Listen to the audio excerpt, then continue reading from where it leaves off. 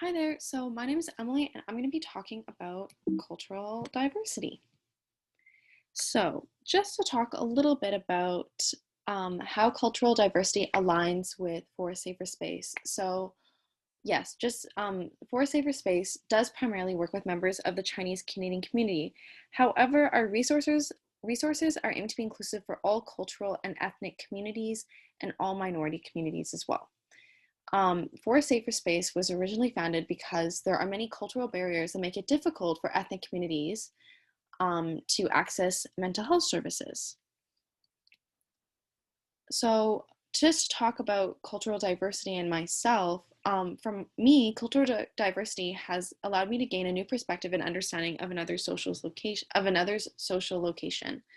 So, for example, at my last role as a mental health and wellness program coordinator, I didn't take culture into consideration, and I planned an event that was not accessible and inclusive to specific cultural communities. So now I understand that I need to identify general barriers of access for cultural communities, for example, sexual health education, and then work with that specific cultural community in order to find the best ways to communicate knowledge. So just to do a quick overview about cultural diversity, firstly, what is it? Cultural diversity actually encompasses a variety of terms regarding the need to have a complex understanding of the diversity of cultures and the diversity within cultures. So using this perspective to inform practice is necessary in order to find the most accurate, culturally appropriate resources for a cultural community. So cultural diversity encourages mainstream practices to hold space for all cultures. So the origin of cultural diversity actually came from the indigenous community, where as current social policies that are very Eurocentric and centered around whiteness have forced a loss of culture. So cultural diversity is based off of four key indigenous ways of knowing. So firstly, we have acknowledgement. The second one is redressing, so redress. The third one is healing, and the fourth one is reconciliation. And so from these ways of knowing, self-determination was identified as a necessary step in order to develop and establish a decolonized cultural identity. So cultural diversity has an emphasis on empowerment in comparison to cultural competency or cultural competence, which we'll talk about right now.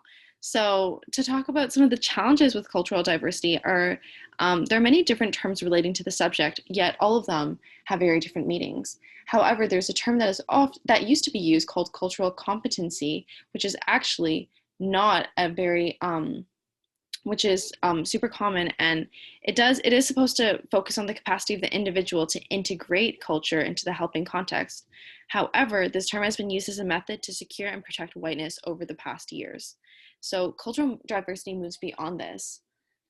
And yes, also another challenge with cultural diversity is that if cultural diversity is practiced incorrectly, it can have very detrimental effects, such as perpetuating whiteness, which is what cultural competency is and does.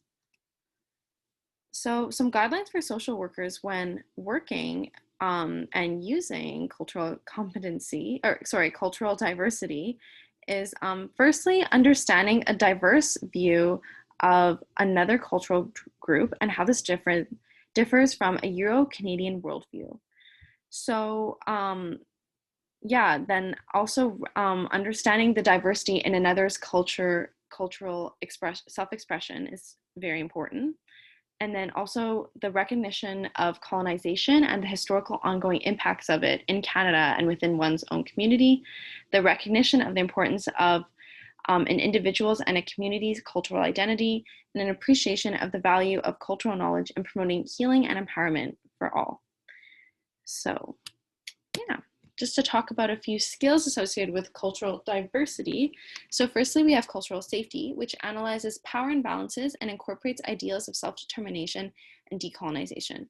So extends the idea, this is one of the things that, one of the ways that cultural diversity moves past cultural competence to include discussions about power relations. So that looks like noticing where power is held in a relationship with someone who might come from another culture as you.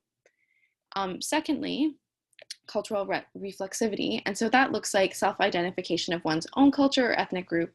That's like using some tools like reflection, some especially like critical self-reflection. That's really important when doing cultural reflexivity.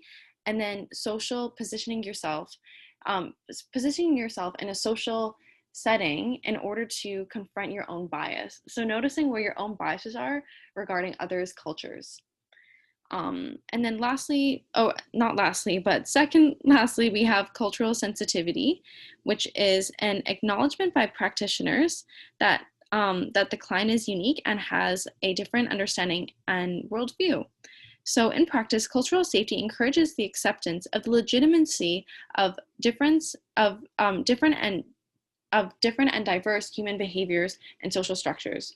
So just being aware that there is room. There is not just one right structure. There's many different structures and all of them are right. And there's no right and wrong. They're all just different. And some might work better for certain cultural communities. And then lastly, I just wanted to touch on cultural appropriateness. So that means, so in practice, this looks like having services addressing the needs using relevant cultural practice methods and forms of healing. So when working with an Indigenous community, you would obviously use an Indigenous approach, or just use an Indigenous approach to social work, or just keep that in mind when working with the community. So yeah.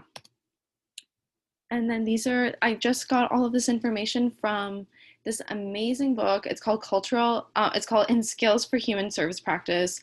It's so good. It has a ton of resources about all of these therapeutic skills. But yeah, I do believe that cultural diversity is super important and needs to be practiced more. And yeah, if there's any further questions, feel free to go into the website forasaferspace.org and scroll to the bottom and write something in the contact us section. Yeah, thank you.